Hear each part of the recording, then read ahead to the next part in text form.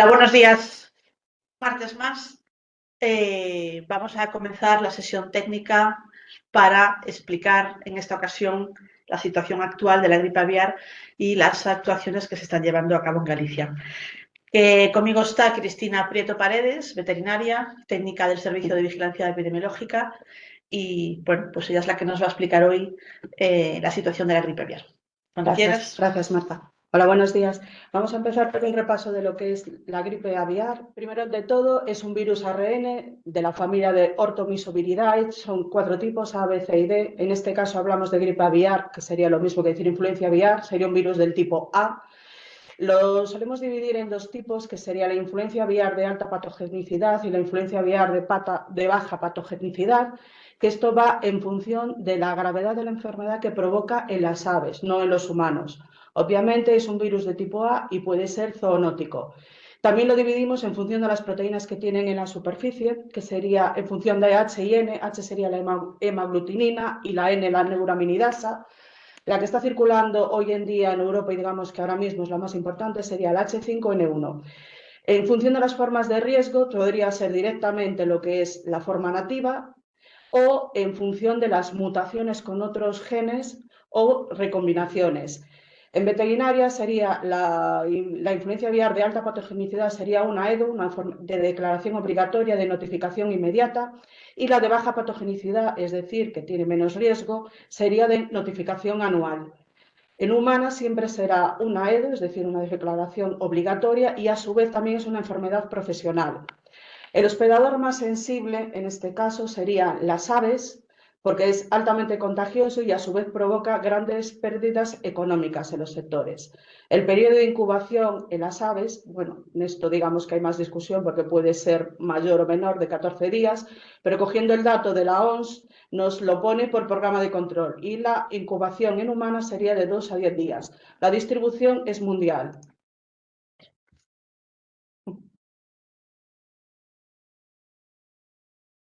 Tenemos problemas con la... Aquí. A ver, ¿le das así? Ahora sí va. Bien, por especies afectadas serían, como hemos dicho, las aves. Se le dividirían en aves silvestres y domésticas, también entrarían las cautivas. En las silvestres podrían ser las gaviotas, los patos, bueno, las anátidas en general. Y en las domésticas las especies más sensibles serían las gallinas y los gansos. En mamíferos lo dividimos en bisones, pequeños felinos, bovinos, lácteos y humanos. Hablamos del caso de bisones porque aquí en el 2022 en Carral hubo una granja de bisones que se vio afectada, eran unos 50.000 y hubo que sacrificarlos a todos. Aunque no hubo casos en humana, no quita que se sigan estudiando por las mutaciones que pueden provocar los genes y que pueden afectar a los humanos. Perdón. En pequeños felinos hay un caso en Italia de un animal que se contagió por comer carne de un brote en una granja de aves de corral. Los vinos lácteos lo hablaremos más tarde cuando hablemos del caso de Estados Unidos, porque es ahora mismo lo que tiene mayor incidencia. Y en humanos podría ser, o sea, que cualquiera de estas 3 especies podría llegar a contagiarnos, y también hay casos en humana. Después, por la transmisión del virus, puede ser por contagio, tanto para animales como para humanos, por contagio directo, indirecto y lo que son los portadores. En el directo son secreciones nasales, boca, ojos y heces. Se daría entre aves sanas, enfermas o muertas, no solamente las aves, sino cualquier otro animal que estuviera infectado. Contagio directo ya hablamos de fómites, como pueden ser los materiales, vehículos, equipos, plumas. El alimento y agua contaminada, cuando hablamos de alimentos, sería el alimento en crudo. Y los portadores, sería muy importante el caso de aves silvestres, que son asintomáticas, pero que llevan el virus y en las migraciones llegan a otros países donde pueden provocar la enfermedad en aves nativas de allí. En la sintomatología en humanos, en principio serían unos síntomas similares a la gripe estacional, en principio de baja incidencia y en principio no sería peligroso, aunque sí que se han detectado ya casos en el mundo de personas que han muerto por ello, y en los animales provocaría inapetencia, descenso en la puesta y las producciones, cresta y barbillas tumefactas, cianóticas y sobre todo en casos muy avanzados, diarrea verdosa y la muerte, entre otros. La situación actual.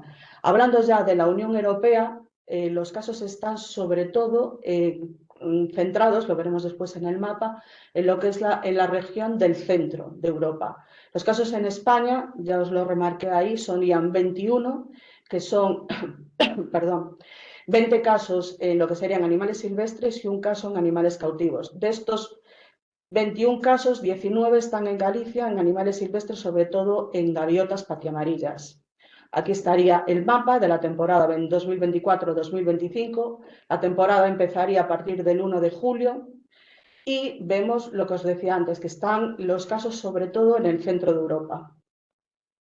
Después, la situación actual en España. Hay un aumento del nivel de riesgo, lo que ha hecho que el Ministerio, o sea, es el MAPA, el Ministerio de Agricultura, active la orden APA 2442-2006 por el aumento de casos próximos a España, que serían sobre todo los casos en Portugal y también en Francia. Las bajadas de la temperatura en tiempo frío hace que el virus resista porque se inactiva a temperaturas más altas, entonces, con lo cual puede provocar que existan nuevos brotes y en función de los mapas de riesgo. Esto da lugar a la activación del principio de precaución, que siempre tiene un enfoque preventivo, y en la orden vemos que se dividiría España en zonas CER y zonas PEP, que serían zonas de especial riesgo y zonas de especial vigilancia. Después, en general, lo más importante sería las medidas de bioseguridad en las explotaciones, es decir, por un lado, evitar que entre y una vez, si en el caso hipotético que estuviera dentro, que no salga.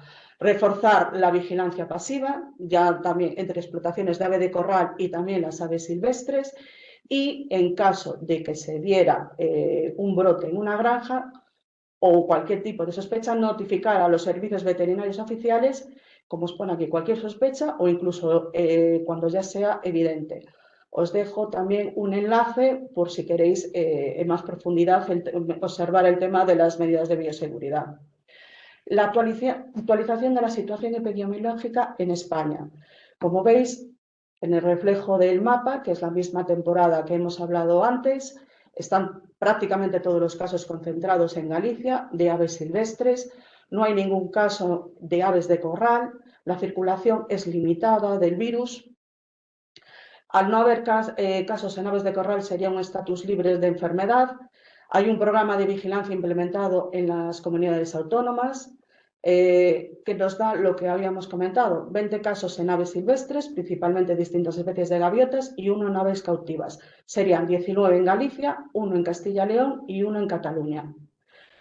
En relación a los terceros países, a la situación mundial, digamos, en general, desde el 2003, en humana, se han observado 965 casos en 24 países, 8 casos considerados contaminaciones ambientales. Las contaminaciones ambientales, de estos 8 casos, 2 fueron en España porque no se detectó el virus. De los 965 casos, fueron 466 fallecidos con una tasa de letalidad del 48%.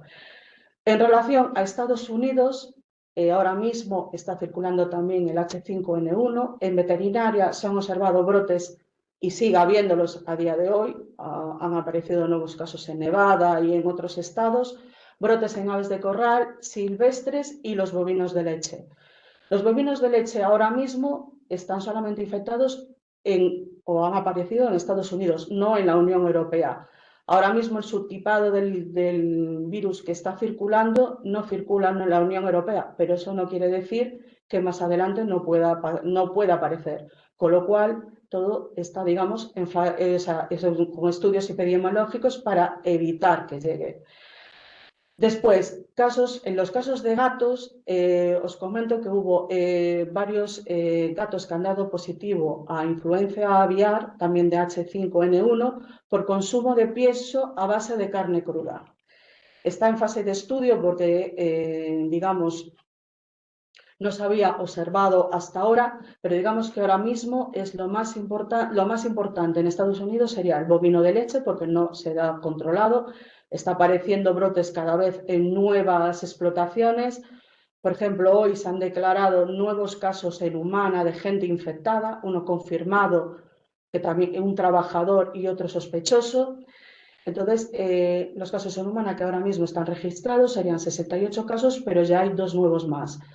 Veis, de los 68 casos, 41 es por el ganado lechero, con lo cual es muy importante, y una muerte, ahora ya serían 2, por H5N1. Os queda el enlace de los CDC, que digamos que está en construcción, porque con el cambio de gobierno pues están con las órdenes ejecutivas de Trump, y os queda el enlace también de Animals Health con lo de los consumo de gatos domésticos que comen pienso crudo.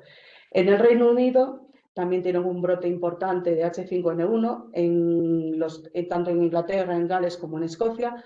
Tienen nuevos focos en 2025, tanto en aves de corral, silvestres y cautivas. En humano, en enero de 2025, han confirmado un caso en un seguimiento rutinario de un brote en una explotación. Apareció contagiado también el propietario. Y os dejo también la página de información porque constantemente están apareciendo nuevos casos, pero bueno, por ahora en animales. ¿Y cuáles son las acciones en Galicia? El serotipo predominante, como habíamos comentado, en Europa y por lo tanto en Galicia es el H5N1, que presenta, como había comentado, alta movilidad y alta mortalidad en las aves. El potencial zoonótico es escaso. En octubre de 2024 se incrementan los focos comunicados a través del sistema DIS en aves silvestres y aves domésticas, que es lo que hace que, junto a los mapas de riesgo y las bajas temperaturas, lo que había comentado, se aumenta el nivel de riesgo y se decrete la orden APA.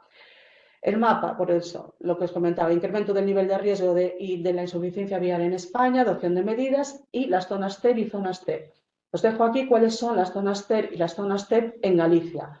Las de especial riesgo están todas en la provincia de Pontevedra, son 7 ayuntamientos: Cambados, Grove, Aida de Arousa, Meaño, Ribadumia, Sanxenxo y Vilanova de Arousa.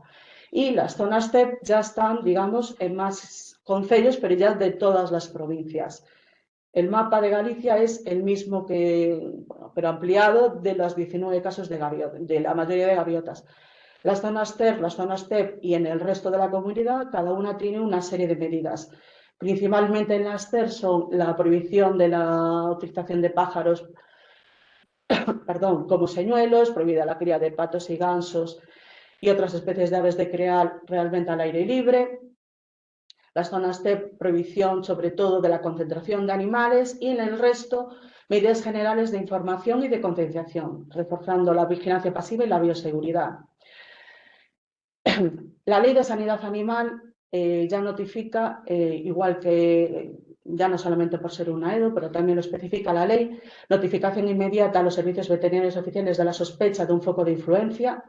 Hay unos indicios sospechosos que son la caída del consumo de pienso y agua, caída en la puesta de los huevos con una serie de porcentajes, la mortalidad pues, sin causa justificada, etc.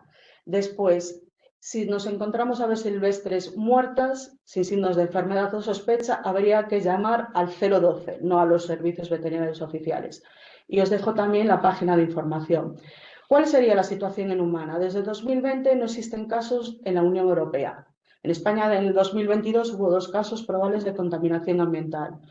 Haciendo un recordatorio, sería un contacto directo con aves muertas o infectadas, secreciones y excreciones, con un contacto indirecto, materiales y superficies contaminadas, los alimentos crudos o la leche cruda, es decir, se inactivaría a temperaturas mayores de 70 grados. Hay un caso este año de un chico de 28 años que murió en Camboya, porque se sospecha que murió aves de corral que tenía muertas y se comió la carne cruda.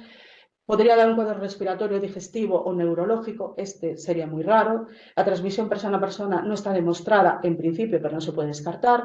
Los grupos poblacionales de mayor riesgo serían los que están en contacto con las aves o los mamíferos, es decir, ganaderos, trabajadores de granja, veterinarios, cazadores, ornitólogos, los agentes del medio ambiente. Se haría un tratamiento en caso de estar contagiado o tener sospecha, un tratamiento precoz como Seltamivir, que sería un antivirus, o otros, entre otros. El riesgo para la población en general es muy bajo, siendo un poco más alto, y dentro de ello sería todavía bajo, para los trabajadores expuestos a animales enfermos sin incidencias en la utilización de los EPIs. Y después también ya está instaurado el protocolo de vigilancia de la gripe aviaria en humanas. Recomendaciones. Sería prevenir, detectar y controlar la aparición de los casos, tanto en humana como en veterinaria, la coordinación entre lo que es los sectores salud pública, salud ambiental, sanidad animal y salud laboral en un enfoque One Health, reforzar las medidas de bioseguridad y se recomendaría la vacunación de la gripe estacional, sobre todo en la gente que contiene contacto con animales infectados, es decir, trabajadores de granja, veterinarios, etc. En el entorno asistencial, si tenemos un caso con síntomas compatibles, es decir, tanto respiratorios como neurológicos, con exposición a aves o mamíferos enfermos, se realizaría el diagnóstico etiológico completo. Se hace un subtipado del virus en caso de tratarse de gripe por virus A y una comunicación de los resultados a la salud pública. Se subtipa ya no solamente en el periodo interepidémico las muestras positivas para gripe A de pacientes hospitalizados, en caso de ser negativas para A, H1 o AH3 se envían inmediatamente a los laboratorios nacionales de referencia de influenza para descartar las infecciones por virus H5.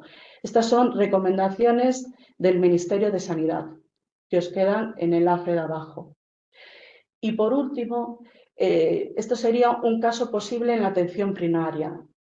Si se presenta una persona con una clínica compatible con gripe humana de origen aviar, que sería similar a la gripe estacional, tos, fiebre, dolor de garganta, dolor muscular, cefalea o disnea, diarrea, conjuntivitis, astenia, que ha estado en contacto con aves, por un lado sería avisar urgentemente al SAER, solicitar una prueba de 24 horas, una PCR, para detectarla en un exudado orofaringeo, prescribir el antiviral si no hay contraindicaciones e indicar medidas de aislamiento en domicilio. Una vez que se solicita la prueba, digamos que tendríamos 3 casos. Por un lado sería negativo para la gripe aviar, entonces sería al final del aislamiento si tuvo contacto con un foco. Que fuera positivo a una gripe estacional, habría que indicarle sobre todo evitar el contacto con las aves. Y por otro lado, que fuera positivo a gripe animal. Esto sería un caso probable. Sería volver a avisar al SAER, está el 061 y sería un traslado hospitalario para aislamiento. De ahí se sacaría otra muestra para confirmarlo en el GNM y de allí sería la confirmación positiva del caso. Lo que sería un caso confirmado, empezaría la apuesta epidemiológica y la activación de los protocolos. Y por mi parte, nada más. Muchas gracias, Cristina. Un paso por la situación de la gripe aviar actual. Pues os dejamos por hoy y nada, os anunciamos la sesión técnica del próximo martes 25, que será estándares e boas prácticas no uso de Janus 5 y la dará pues Chelo Benito y Felipe García de la Dirección General de Planificación y Reforma Sanitaria. Buen martes a todos. Adiós. Chao.